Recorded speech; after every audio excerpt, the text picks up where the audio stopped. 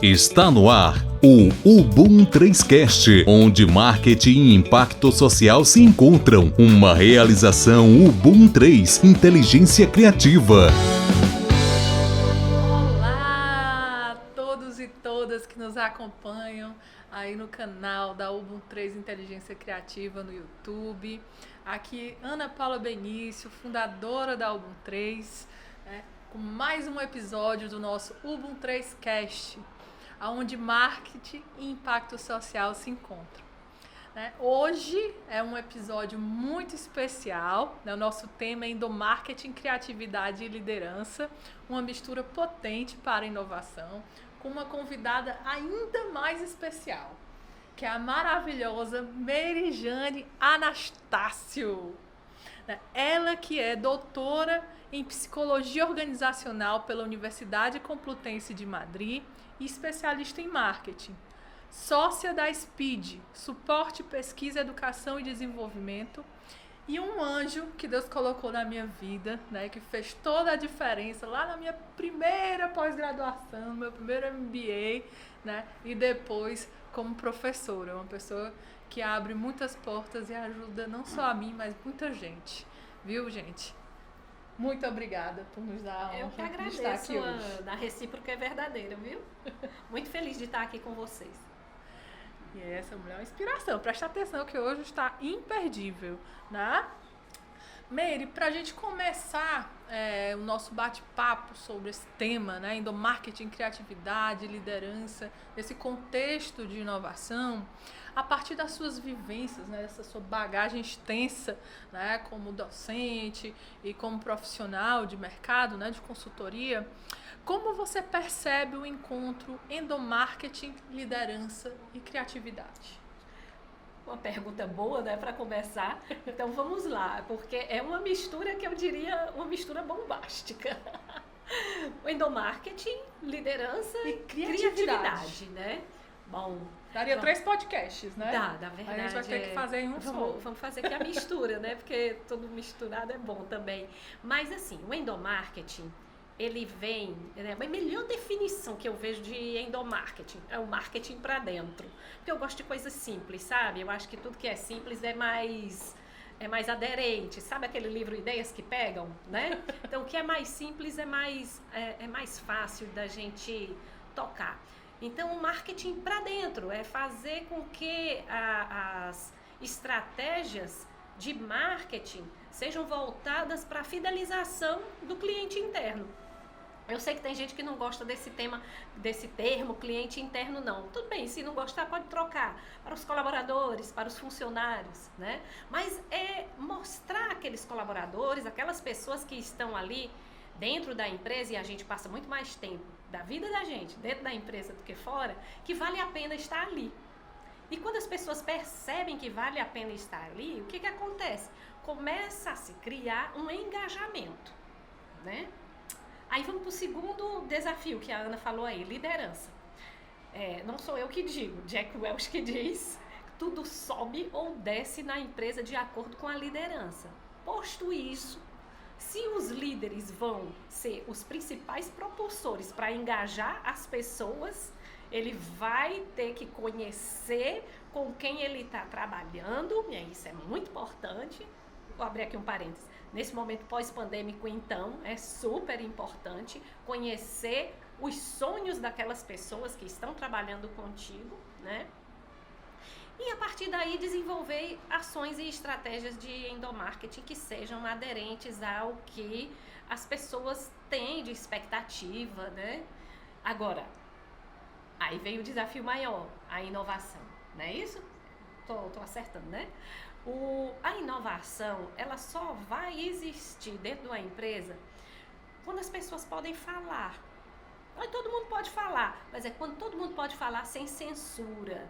Sabe aquelas reuniões em que você traz os brainstorms, que você pode falar até besteira, que você não vai ser ridicularizado, que você não vai ser deixado para trás, e aí você se solta e começa a dizer suas ideias e a pensar fora da caixa, e aí sim eu começo a formar uma equipe que é criativa. Então é por aí, o dever de casa está muito na mão dos líderes, mas também perpassa pela cultura organizacional, né? Porque tem aquele autor que ele diz que a estratégia é engolida pela cultura no café da manhã. Isso é pura verdade, né? Então a gente também tem que saber lidar com a cultura. Excelente. Né? É tão complexo falar sobre isso, né? Porque são 3 universos mesmo que se encontram. Foi bacana a Meire falar desse período pós-pandêmico, porque esse período pós-pandêmico deixou, né, algumas certezas muito claras para a gente, né? E uma delas é que nós vivemos um mundo de incertezas, que a gente não consegue mais planejar a longo prazo, né? Que a gente faz uma soma de planejamentos no curto prazo e você manter uma equipe engajada, né? Pessoas dentro desse barco, né? Acreditando na direção que ele segue, mesmo sem ter certeza do destino final desse barco, é um desafio muito grande para esses líderes, né? Então, uma das autoras que eu gosto muito, né, que é uma referência de endomarketing no Brasil, é a Annalisa Brum. E nesse livro aqui, Endomarketing Estratégico, Como Transformar Líderes em Comunicadores e Empregados em Seguidores, que eu super indico para vocês e para todos os nossos alunos, né? Ela trabalha um conceito central de EVP, né, que é a proposição de valor para os empregados. Né? Então, do mesmo jeito você falou cliente interno, que tem muita gente que não gosta, mas a gente precisa entender que os primeiros clientes de qualquer negócio são os internos. Então, se a gente não pensar nessa proposta de valor para dentro, né? Como é que ele vai chegar para fora? Quem é que de fato tem esse contato com o nosso cliente externo? São os nossos clientes internos. Então, eles primeiro têm que comprar essa ideia. Então, a gente precisa pensar estrategicamente nessa proposta de valor, né? Precisa ter essas pessoas dentro do barco com a gente. Então, liderança, né, que conduz esse processo, que constrói essa cultura a partir dessa proposição de valor, né, e que cria um ambiente que estimule a criatividade. A Meire falou muito bem, precisa-se de um ambiente que as pessoas não tenham medo de se expressar. E o medo de errar, né, é uma das maiores barreiras para a criatividade. Então, tem aquele ambiente fail fast, né? Fale rápido, corrija, aprenda e se mantenha, né, na direção da inovação. É um ambiente preciosíssimo, né, dentro de uma cultura de inovação, né? Aprender uns com os outros, times multidisciplinares, né? De fato desconstruir muitos paradigmas e em time que está ganhando se mexe sim para continuar ganhando. E é por isso que eu venho para a segunda pergunta. Muito tem se falado em inovação, né, Meire? Mas quando olhamos para a realidade do nosso mercado, ainda vemos poucos avanços concretos nessa direção. E uma das grandes barreiras comumente enfrentadas é essa cultura organizacional, né? Na sua opinião, como esse tripé endomarketing, liderança e criatividade pode ajudar a catalisar esse processo e a gente, de fato, desenvolver esse nosso ecossistema para a inovação? Certo. Só pergunta fácil. Deixa eu falar um pouquinho sobre essa questão da cultura, né? Eu sempre acho que, pela minha experiência, alguns dias aí, quase 30 anos, né, de experiência no mercado, eu noto que para a gente lidar com a cultura precisam ter pelo menos 2 coisas que são muito importantes. A coragem para mudar, né? E a outra variável, respeito. Tem que ter muito respeito. Respeito por quem começou a empresa, respeito por quem construiu, respeito pelos desafios que ele travou quando ele não tinha absolutamente nada, quando ele era... Eu participei, tive a felicidade, né, que você disse que alguns anjos aparecem no caminho, eu tive a felicidade de ter alguns anjos também no meu caminho, os anjos sem asas, eu adoro. E eu entrei numa empresa há um tempo atrás que eles tinham 37 funcionários. Eu saí, tinham quase 1.000. Nossa, né? E hoje eles estão com 1.800 funcionários. Inclusive estão inaugurando uma loja hoje e vão abrir uma loja amanhã. E é muito legal isso. essa questão da cultura, quando você tem uma cultura mais permissível, ainda assim é delicado, né? Você tem que ter muito respeito, trabalhar muito bem os sucessores, tá? Dar espaço para os executivos trabalharem, fazer o que tem que ser feito. Steve Jobs diz que eu não contrato pessoas caras para dizer a ela o que elas têm que fazer. Eu contrato para que elas me digam o que tem que fazer. E às vezes eu encontro colegas que dizem assim, eles me contrataram, mas não estão deixando eu fazer nada, né?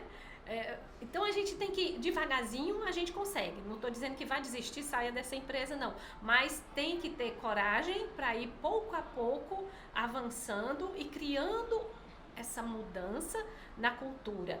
Quem ajuda? Geralmente quem está na linha de sucessão ajuda bastante, né? E eu acho super legal quando a gente tem gerações diferentes trabalhando dentro da empresa. Hoje a gente está falando muito, ouvindo muito falar, e eu gostei muito desse termo, que é a gestão ambidestra, né? Que você une os mais jovens e os mais maduros, né? As várias gerações, tirando o que tem de melhor de cada uma dessas gerações, e isso aí dá uma sinergia boa pra caramba, isso aí dá potência na equipe, né?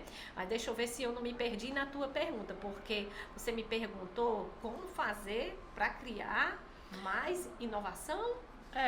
Por aí? Porque a cultura organizacional ela acaba sendo uma barreira para a inovação, né? Então, como a gente pode, na verdade, transformar, né, com o apoio aí da liderança, do endomarketing, da criatividade, essa cultura em catalisadora da inovação, virar esse jogo. Então, eu já comecei falando aí a respeito de se aliar aos sucessores, né? De dar espaço para que os gestores executivos, aquelas pessoas que vêm de fora, também deem essa contribuição, né? Outra coisa que eu gosto muito de trabalhar é o clube de clientes, sabe? Você tem um pequeno comitê de clube de clientes que são fiéis. Criam a estratégia, isso, né? E aí a gente deixa que eles falem também. E a gente leva esse resultado para os diretores ouvirem, e eles vão se dando conta, porque são dados reais que estão ali, é o cliente que está lá na ponta que está dizendo que ele quer que seja diferente. Uma outra coisa muito importante são os indicadores de desempenho, porque contra os números não tem argumento. E os nossos diretores, né, lógico, nós também, eles gostam muito de números. Então, quando você mostra os números, é muito interessante. Eu me lembro uma vez que a gente estava fazendo uma consultoria para um lojão de plásticos. E o diretor, o dono da empresa, mais assim, um modelo mais analógico, pouco digital, né? Ele não queria muita mudança no layout. Ele concordou que mudasse, mas depois, quando foi mudado o layout, quando o birô dele saiu lá do fundo da loja, foi para frente da loja, ele não gostou. Então, algumas coisas a gente adaptou para o que ele queria, outras coisas a gente avançou, mas tinha um item, que vocês vão rir agora sobre esse item. Ele achava, nesse lojão de plástico, variedades e tudo, que o principal item da categoria ABC dele era vassouras. Ele achava que tinha que ser as vassouras na frente da loja. Então, quando o nosso consultor da área de operação de loja ajeitava o layout, tirava as vassouras, botava a vassoura lá para trás, de manhã cedo as vassouras estavam lá na frente. Aí ele não acredita. A gente foi conversar com ele, porque já da terceira vez que tira a vassoura, bota a vassoura. Então, ele dizia, não, mas o meu principal item é vassoura, eu quero vassoura lá na frente. E aí a gente puxou a curva ABC, né? E mostrou a ele os números. A vassoura era o 6º ou 8º item da curva ABC. Tinha passado o tempo, no começo que ele abriu a loja, que aquele item era o cabeça de categoria e agora já não era mais. Então, quanto aos números, né, não tem muito argumento, não tem muita conversa. Eles vão se dobrando. É o que a gente chama de matemarketing, né? Hoje não dá para fazer marketing sem dados, né? Não dá para ficar no eu acho, na ilação, né? Na imaginação. E como a gente falou, o time que está ganhando se mexe sim. Se mexe porque se acompanha esses dados, né? É o consumidor, é de fora para dentro, não é de dentro para fora, não é o que a gente quer, né? É o que é. E aí a gente vai se moldando. E os líderes também, eles precisam avançar nesse sentido, né?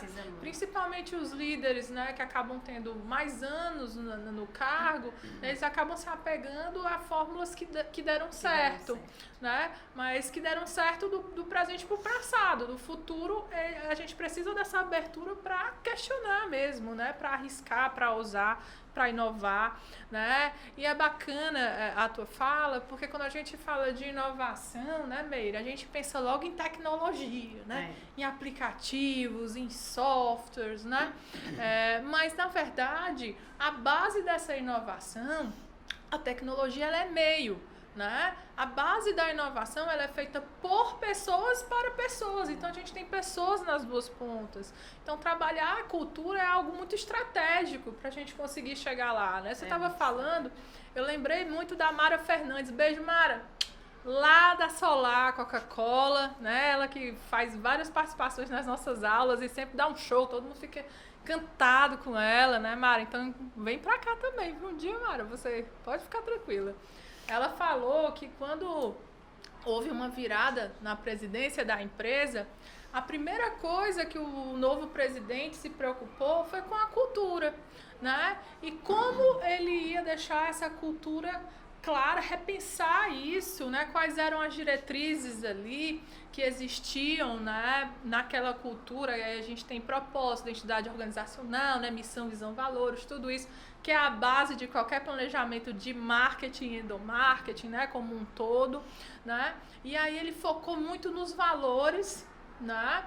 E em cima disso ele construiu vários canais. Um deles foi podcasts, como que a gente está tendo agora. Ele começou a gravar podcasts e se denominou embaixador da cultura. Ai, que legal. Né? E aí ele começou a repensar todos os canais de comunicação. Lá foi implantado o Workplace, né? Que é uma ferramenta muito bacana é como se até do próprio Facebook, né? Uma plataforma de comunicação interna bem legal. E foi estimulando. E nesse sentido aí, ó, liderança, endomarketing, né, e a parte de criatividade e inovação, ele começou a estimular dos colaboradores ideias para inovar, para transformar, de campanhas, de tudo. Inclusive, lá a Mara fala muito bem, né, dos próprios colaboradores também trabalhando como multiplicadores internos, né, que eles têm de conhecimento e de valor ali, compartilhando com os outros as estratégias que deram certo, né, e é muito bacana que eles criaram uma cultura tão forte que é o ser solar. Olha que legal, pegou a marca da empresa, transformou num sentimento, né? Aí a gente tem a imagética que ajuda a fazer vídeos, imagens e envolver, né? Então, Maria, agora eu me empolguei, né? Meu Deus, eu não sei nem mas quanto eu vou te ajudando aqui. Que eu tô falando aqui, né? Mas eu lembrei muito do livro do Antônio Damasio, né? O Erro de Descartes. Sei. Porque Descartes, ele, no auge do racional, ele dizia, penso, logo existo, né? Então, ele traz para a racionalidade o existir. E o Damasio, né, que é um grande pesquisador na área de neurociência, né, mais ligada ao marketing, inclusive, comportamento do consumidor, ele fala assim, opa, Descartes não é bem assim não, deveria ter sido sinto, logo existo. Porque, na verdade, as nossas decisões, né, elas são tomadas no âmbito do irracional, do emocional, né, do sentir. A gente responde a estímulos o tempo todo, né? E do mesmo jeito dentro do nosso ambiente organizacional, né? Tem até uma pesquisa da Cato que o salário, né, como fator de retenção de talentos, né, ele ficou em terceiro ou quarto lugar. O primeiro lugar é o clima organizacional. A gente se sentir bem. E da mesma forma como a empresa tem que ter uma marca forte para conquistar pessoas que comprem seus produtos e serviços, precisa ter o que a gente chama de marca empregadora. Pessoas que queiram trabalhar naquele lugar também, que queiram fazer isso acontecer. Né, Meire? Eu costumo dizer que a área de recrutamento e seleção, a área de seleção, é uma via de mão dupla, né? Porque a gente seleciona o candidato, mas o candidato também seleciona a empresa, né? Não estou falando de cargos tão operacionais ou a primeira experiência que as pessoas, tipo, aceitam qualquer coisa, eu digo até assim, não tem essa vaga aqui, né? Mas quando você já está num patamar, assim, de um executivo, se formando a executivo, você também escolhe a empresa. Eu quero estar ali, aonde é que eu vou chegar? Eu digo muito para os líderes que eu acompanho, procure saber quais são os sonhos das pessoas que trabalham contigo. Procure conhecer essas pessoas, o que aconteceu, né? O que está acontecendo para elas, onde é que elas querem chegar. E aposta junto com ela, mostra para ela que você está interessado e que a empresa tenha resultado, mas também está interessado que ele tenha resultado. Isso daí é fantástico. Isso daí gera resultado. Isso daí traz grana, isso traz lucro. Cara, muito massa essa tua fala. Eu lembrei agora, na hora, de um cara chamado João Paulo Pacífico. Não sei se tu conhece. Não, de memória, ele é o fundador do Grupo Gaia. Ele é uma referência no Brasil todo, né, como empreendedor de impacto social. Inclusive, a empresa dele, né, tá na lista da Forbes, num ranking lá que eles têm de impacto social bem bacana. E ele fez isso, Meire. Ele foi perguntar para os colaboradores qual era o sonho dos colaboradores dele, né? A Analisa Brum chama de empregados, né? Qual era o sonho deles? E, Meire, o que você acha que saiu nessa pesquisa? Chuta aí, pode chutar. Qual era o maior sonho da maioria dos colaboradores dele? Eu não sei qual foi a dele, mas eu já fiz uma pesquisa parecida e sabe o que deu? Agora eu vou devolver. Eles queriam estudar. Olha que massa! Os colaboradores queriam estudar. Pois o dele deu um pouco mais de trabalho. O sonho era ir à Disney, gente. Olha que Quem massa. é da nossa geração aqui, né, sabe o que é isso, né? Lá na escola, tinha Gente, demais. aquelas caravanas. Amei. Meire, sabe o que foi que ele fez? Tu pensa que ficou só aí? Ele fez uma conta quanto é que saía para levar todo mundo da equipe para Disney. Criou uma campanha de venda. Campanha de venda daquelas. A turma bateu as metas e eles foram todos para Disney. Ai, que maravilha. Foram. Aí, além Pode dele criar ter outro sonho, conseguido, né? Que esse daí já foi além dele realizado. ter conseguido engajar a equipe, né, trazer a turma com ele, ele ainda conseguiu um catatal de mídia espontânea, porque essa ação foi tão espetacular, tão maravilhosa de ponta a ponta, que o cara virou uma referência. Foi aí que ele estourou. Então ainda tem esse viés. Ser criativo ainda tem isso. Ainda gera mídia espontânea. Tem um caso que é muito legal, eu não sei como é que tá o tempo, mas é um case de sucesso de um líder assim fantástico, mas pouco conhecido, que é o Michael Abrazoff, né? A gente conhece vários outros líderes. O Michael Abrazoff, ele é o capitão de um navio da Marinha Mercante. E quando ele foi assumir o navio, quando ele entrou no barco, era a festa de despedida do capitão anterior. E nessa festa de despedida, ele percebeu que os funcionários daquele navio, os tripulantes, né, estavam realmente comemorando e muito felizes porque o capitão anterior ia sair. Iam se livrar de um líder que era negativo, de um líder que era não era colaborador, né? E nós estamos na era da colaboração aí, gente. Sim. Aí o que ele fez? Ele disse, eu não quero isso pra mim, porque o capitão que estava se despedindo estava inclusive com a família, todo mundo percebendo que o pessoal estava feliz porque ele ia embora. No dia seguinte, Michael Abrazoff, o que ele fez? Ele chamou um por um da equipe, não conseguiu fazer isso num dia só, mas foi conversando com cada um. E aquele navio que, resultado, para resumir a história, aquele navio que não batia metas, que tinha indicadores péssimos, que não tinha bom resultado, logística zero, começaram a se notabilizar. A mesma equipe não tinha mudado muitos recursos não, né? Mas o que tinha? Tinha um novo líder com um perfil de olhar para as pessoas. Então, aquela velha história de dizer, coloque o seu colaborador primeiro para que ele coloque os clientes, Em primeiro lugar, pode ser antigo, mas ainda tá valendo, sabe? Ainda tá valendo. Tu tá falando aí de alguns livros, eu também adoro citar livros, eu vou dizer aqui um, que é A Revolução do Pouquinho. Esse livro é fantástico.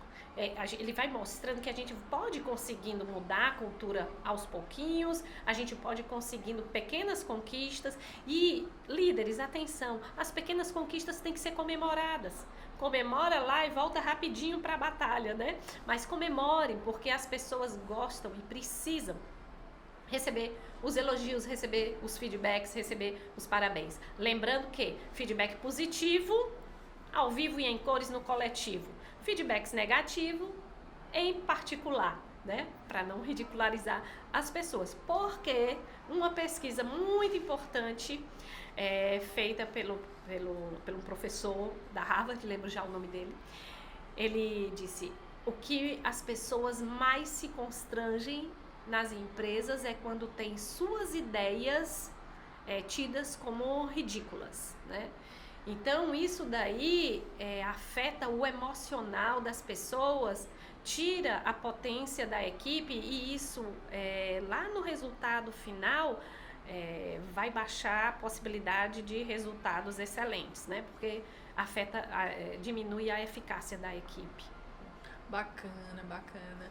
E aí, turma, se você não pensou ainda na cultura organizacional, você é gestor, gestora, né? Tá na hora de começar a refletir sobre isso. Não é papinho de consultoras, não, né? É algo muito, muito importante para que você construa essa base de crescimento, né?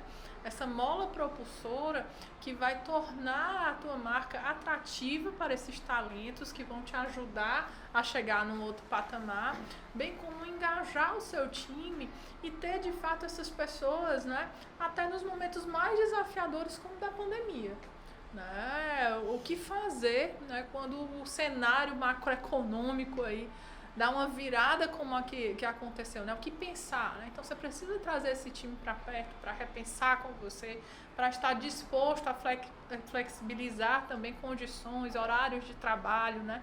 Então isso é um trabalho que exige muito da liderança, do endomarketing e da criatividade de forma particular, né? E aí eu venho para a próxima pergunta. Meire, na sua extensa bagagem, tanto nas salas de aula como na área de gestão de pessoas e marketing de grandes empresas, quais vivências envolvendo endomarketing, liderança e criatividade mais marcaram na sua memória e no coração? Vamos contar só o que deu certo, né? Então... Mas deixa eu ver aqui. Eu me recordo que Ana, tá aí, vou falar da minha pregresso TCC, né? Quando eu fazia o MBA de marketing, e a minha tese foi sobre endomarketing. E eu estava desenvolvendo junto com a equipe numa empresa de varejo um programa de endomarketing que a gente denominou de encontros de parceiros. E nós começamos esse trabalho e a gente fazia um encontro até aos domingos, que era mais fácil de juntar um grupo grande, né? E escutava as pessoas, trazia para perto, e depois num grupão a gente informava toda a produção dos grupinhos, dizendo o que a gente ia fazer que era legal, o que a gente achava que devia mudar. E o diretor, já em tempo real, ele já dizia ali que dava certo, o que não dava certo, o que ele concordava, o que ia ser posto em prática, o que ele ia colocar em prática a médio prazo. E o resultado disso começou a repercutir no faturamento da empresa. Isso daí eu tenho assim gravado realmente, como você diz, no coração, porque o melhor faturamento de empresa de varejo é dezembro, que é no Natal, né? E depois de algumas iniciativas desse tipo, o resultado em março, que é um mês que é mais ou menos assim pálido, foi maior do que o resultado do Natal. Isso foi assim, foi estrondoso, né? Então ficou muito marcado e a gente viu que colocar aquelas ideias em prática valia uma pena. Gente, não sei se vocês têm dimensão do que acontece no emocional de uma pessoa que tem a ideia dela validada e que ajudou a contribuir à empresa para um resultado melhor. Os estudiosos falam da memória transativa das equipes, sabe? Que isso daí é uma valência muito grande. Então essa aí foi ativo, né? É um ativo da empresa. E eu me lembrei aqui o nome do autor que eu tinha falado, é o Adam Grant. O professor Adam Grant é maravilhoso, é o professor da Harvard e é psicólogo, é empresário e ele está nada mais nada menos do que entre os 50 pessoas mais influentes, com maior capacidade de influenciar os outros, né? E ele fala no livro, aí eu vou falar outro livro, né? É o Give and Take. Em alguns países está traduzido aqui para o Brasil, acho que está traduzido como Dar e Receber. Esse Dar e Receber, esse livro é fantástico, é de fácil leitura e ele fala sobre a era da colaboração, tá? Na era da colaboração e ele identifica 3 grupos de pessoas que existem na empresa: os doadores, os tomadores e os compradores. Os doadores, o nome já diz, dão mais do que recebem. Os tomadores, eles querem receber mais do que eles dão, né? E os compradores, eles querem um equilíbrio. Então, o que ele diz na pesquisa dele? Que a maioria das pessoas entrevistadas diz que no ambiente familiar ele é mais doador. No ambiente profissional, ele é mais estilo comprador. E eu acho que na vida é assim também, né? A gente quer dar e a gente quer receber na empresa. Os funcionários, eles vão contribuir sim, né? Se eles verem que eles têm uma retroalimentação boa nisso daí. Tem ainda uma outra pesquisa que ele fez e que está nesse mesmo livro, que ele diz o seguinte: ele fez um comparativo, 3 grupos controles de vendedores, um grupo de médicos e um grupo de engenheiros. E ele tentou observar qual que era o resultado mais eficaz. Se era o estilo comprador, doador ou tomador. Eu vou dizer bem rapidinho aqui, sem suspense. Os doadores foram os que tiveram os índices e resultados mais pífios, os piores resultados. Aí a gente tomou um susto, né? Como é que pode? Na era da colaboração, os resultados dos líderes mais doadores, das pessoas mais doadoras, eram os piores. Mas, em compensação, os melhores resultados também vieram dos doadores. E aí, como é assim? Ficou na mesma, né? O que acontece? É que o segredo está na dose que você doa. Então, se você se dá até um ponto em que a sua energia vai contribuir com o outro, mas não vai comprometer as tuas tarefas, tudo bem. Mas chega a certo ponto que se você está se doando demais e a tua energia vai toda para os outros, para os colegas de trabalho, você fica fazendo o trabalho mais dos outros do que o teu resultado vai ser pequeno. Vai ser abaixo da meta esperada, porque a tua energia já foi toda para a tarefa dos outros. Então a gente tem que saber dosar, né? É a era da colaboração, mas não é também assim. Então, tem que ter a medida certa, isso é fundamental. E essa medida certa não tem fórmula de bolo, né? Cada negócio tem um grupo de pessoas diferente, então é importante, né, sempre estar fazendo pesquisa, conhecer essas pessoas, né? Como ela falou do exemplo do comandante, conversar de um a um, né? Então tem elementos de liderança que podem ser desenvolvidos, né, gente? Não é um dom divino sobrenatural. Tem pessoas que são mais carismáticas, isso é fato, né? Mas existem técnicas, né? Existem mecanismos que a gente pode exercitar, né? E fazer essa virada de chave acontecer, né? Você estava falando, eu lembrei muito, né, de uma experiência que eu vivi dentro de uma empresa que eu trabalhei. Aí lá tinha um programa de gestão compartilhada, olha que legal. Né? Aí nesse programa de gestão compartilhada, né, nós, na época, colaboradores, éramos instigados a pensar em projetos para a empresa, né? Ou para melhoria de processos, ou de impacto social, né? Elementos que fizessem a diferença. Olha a criatividade, né? Estimulando um ambiente, liderança, criatividade e endomarketing também juntos. E aí, nesse processo, eu participei de um grupo que a gente era um multidisciplinar, de setores diferentes, na época do setor comercial, né, o técnico de TI, né, algumas pessoas da área da administrativa. A gente, poxa, temos computadores aqui que estão em desuso, porque tinha sido acabado de trocar os computadores da empresa. O que a gente pode fazer com esses computadores? Poxa, alguns a gente precisa de pouca coisa para consertar, para dar uma turbinada. Legal, tem um espacinho ali na empresa que a gente podia montar um laboratório e criar uma escola. Uma escola social, né, de informática, um laboratório de informática mesmo, né? A empresa fica ali na Caucaia, a gente fez um processo seletivo, era para escrever uma redação, né, nas escolas públicas, né? Eu lembro até hoje, eram 12 vagas, né, na primeira turma. E esse processo seletivo foi muito emocionante, a gente fez entrevistas, né, com as melhores redações, os pais foram acompanhando, o pessoal se emocionando, né, quando foi selecionado. A gente fez um evento de inauguração bem bacana, inclusive o nome do laboratório era o nome do gestor, né, porque ele era um grande entusiasta, um reconhecimento dessa liderança, né, que impulsiona esse movimento.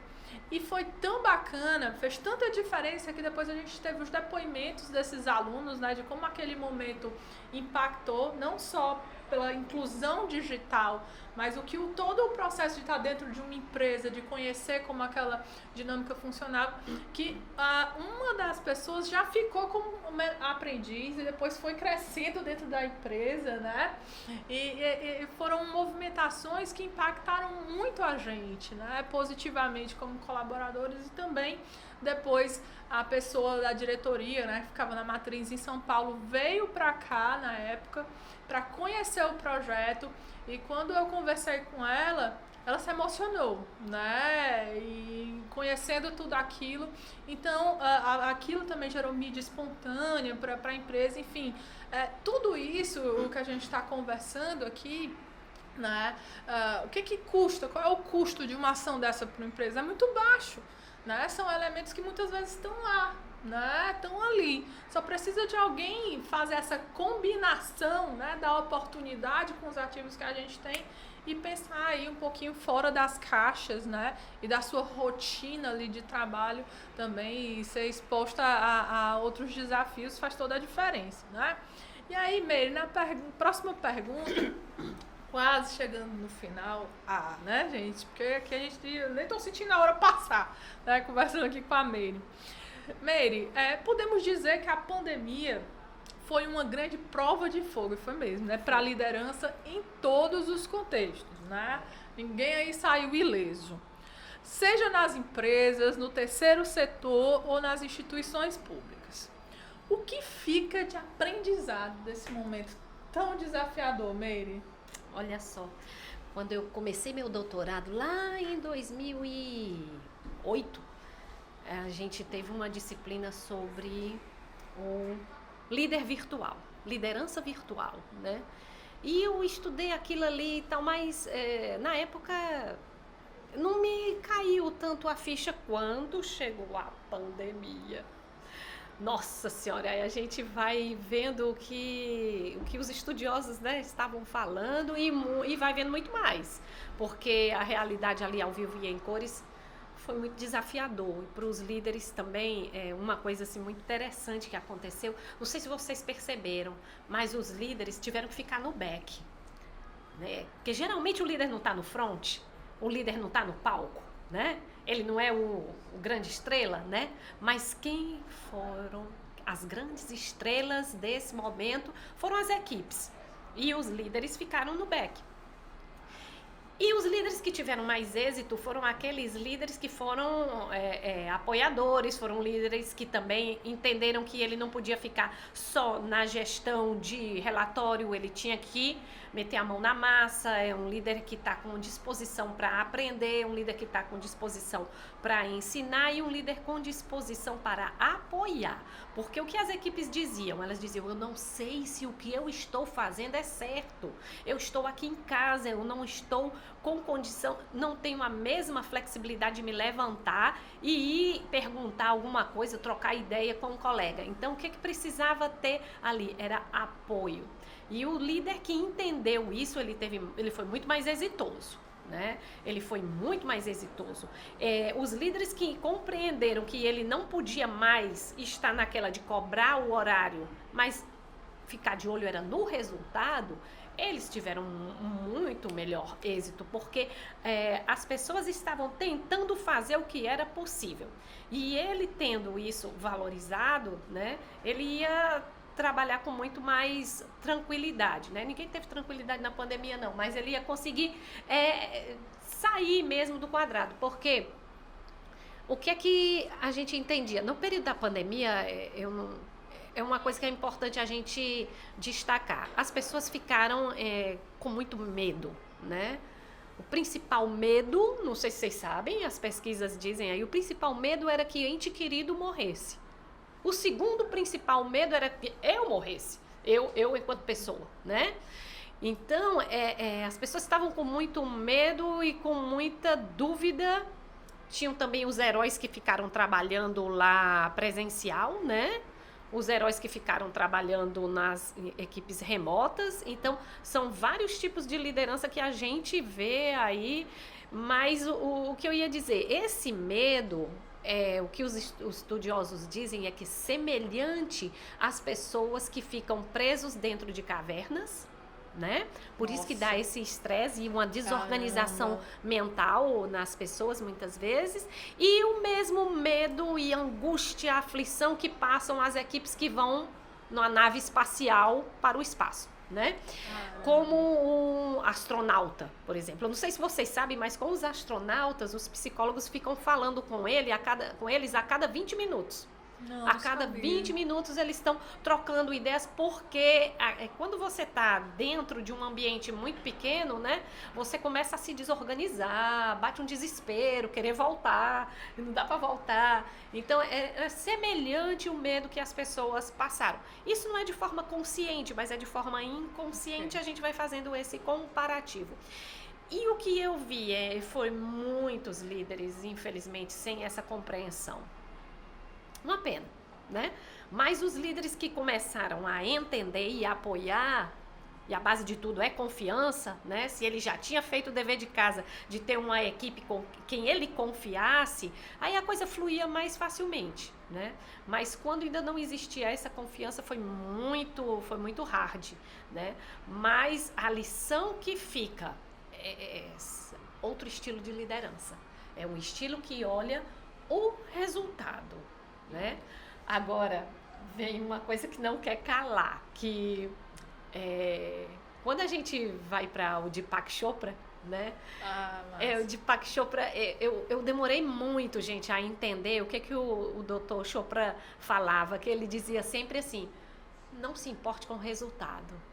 E eu botava a mão na cabeça de minha Nossa Senhora, ele está dizendo tudo contra o que eu falo, como é que não se importa com o resultado? E ele falava assim, não se importe com o resultado. Eu não entendia isso. Até que eu entendi, né? Não se importe com os resultados, se importe com as pessoas. As pessoas trazem o resultado.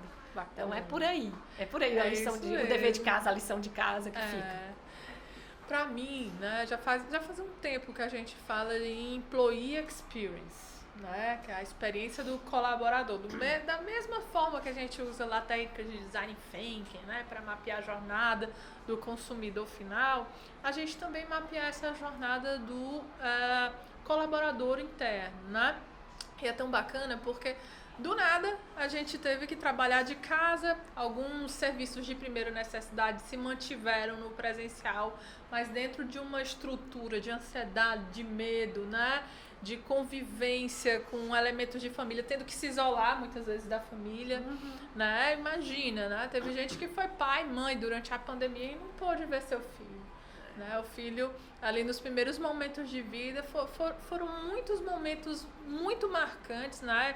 De modo particular, que aproveito essa minha oportunidade, sempre que eu tenho a oportunidade de dar os parabéns, de reconhecer todos os profissionais de saúde, né? E os líderes, né? Que estavam dentro desse ambiente, né? Foi uma carga muito, muito puxada para esses profissionais de modo particular, né? Então a gente precisa reconhecer e dar o crédito necessário, mas o employee experience, então pensar nisso em todos os pontos ali de jornada, né? Algumas marcas, como a Magazine Luiza, né, se tornaram marcas mais lembradas também por ações que fizeram voltadas aos seus colaboradores, né? De chegar, e desses medos era de ser demitido, de perder o emprego sem nem saber como é que ia ser o mercado de trabalho. Olha, aqui a gente vai manter todo mundo, né? Aqui a gente garante isso. Então, essa clareza aí, né, dessa comunicação, de como é que isso vai ser gerido, né, é importante para diminuir aí, né, esse medo, essa ansiedade, né, ou tornar mais palatável esse ambiente, né?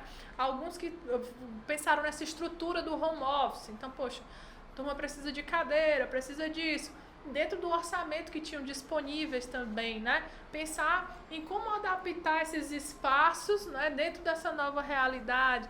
Tem uma ação de endomarketing super simples, Mary, que eu até uso, né, nas aulas, que uma das coisas que ficou mais comum são as reuniões online, né? E nas reuniões online, de vez em quando vê o filho, né, e participa, vê o cachorro latindo, né? Tá ali no seu ambiente de casa, então fica a sua vida, né?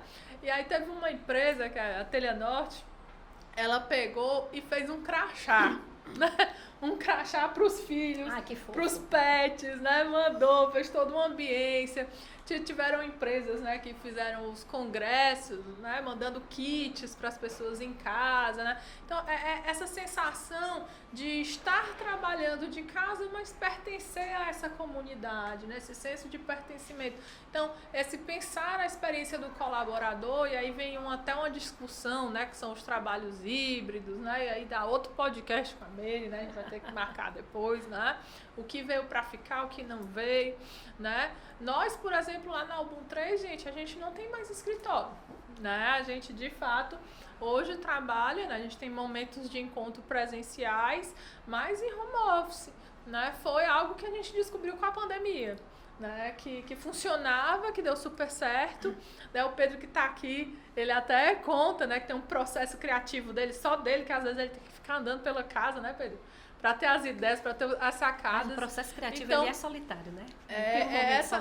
Essa coisa de você ir descobrindo, né, essa pessoa e onde ela funciona melhor e como fazer tudo isso acontecer, né? Então, eu acredito muito nessa questão híbrida mesmo, né? Hoje não tem que ser isso ou aquilo, é tudo junto e misturado. E aí a gente, nesse tudo junto e misturado, desenha essa experiência do colaborador, né, e consegue aí juntar esses elementos. O endomarketing vem com muita força no home office, né, porque esses canais de comunicação precisam estar ligados para as pessoas não se sentirem só, se sentirem dentro de um processo. Aí tem as metodologias ágeis, né? Os Scrum, as rodadas, né? Então tem um monte de coisa que entra aí dentro desse universo, né? Que a gente teria vários podcasts aí para falar. A gente chega no metaverso. Mas agora, que também, né? Reuniões do metaverso, né? Também são verdades aí, né? Mas pra gente caminhar, infelizmente, para o fechamento, né, para o encerramento aqui desse nosso encontro, Mary, eu te peço para você deixar uma mensagem final aí para os nossos ouvintes, né, para a nossa audiência também no YouTube e no Spotify. Qual o recadinho do coração da Mary? Recadinho do coração. Então vamos lá. Vamos para... deixa eu ver. Me apoiando aqui em Christian Petersen, ele define a felicidade, e quem é que não quer ser feliz? Todo mundo quer, no final das contas, ser feliz, né? Ele define a felicidade em 3 palavras, e eu acho muito legal isso, eu gosto de parafraseá-lo. Ele diz que as pessoas importam.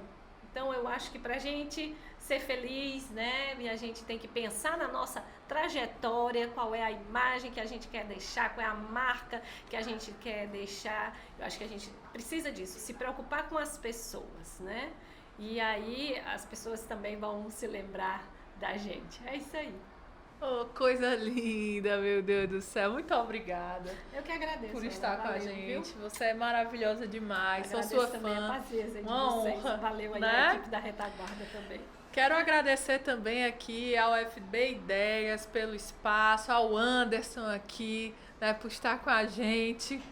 Foi quase 1 hora, né, gente, de podcast. Uau, Anderson, Jesus. Obrigada.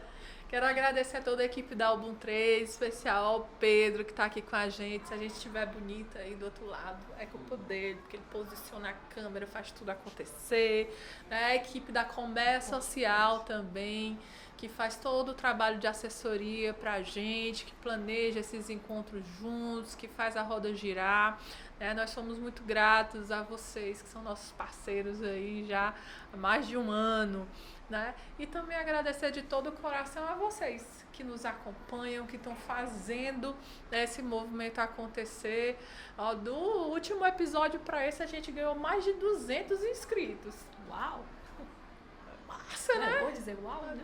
Vocês estão gostando, que bom, né? Então Parabéns. coloquem aí também quais são os próximos temas que vocês querem que a gente traga, quem são os próximos convidados. Esse é um espaço para a gente co-criar. Espero que vocês tenham gostado. Se inscrevam aí no canal, que vem muita coisa bacana. Vem com a gente desconstruir o marketing e reconstruir o futuro que a gente quer. Um beijo e até a próxima. Este foi mais um Ubum 3Cast, onde marketing e impacto social se encontram. Uma realização Ubum 3, inteligência criativa.